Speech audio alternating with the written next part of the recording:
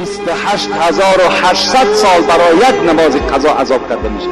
28,800,000 سال گفتن برای یک نمازی که انسان بی پروایانه قضا میکنه.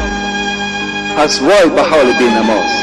پیغمبر خدا گفت میدانید که یک روز قیامت برابر 1000 سال این دنیاست.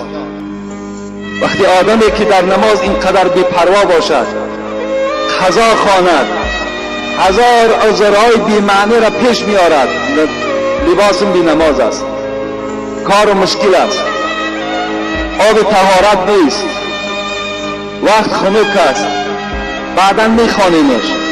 وقتی که اینقدر سالی دراز برای عذاب باشد، پس وای به آدمی که در دنیا بی نماز از دنیا میگذرد. وای به حالش، چه عذابی سخت و دردناک برای او منتظر است.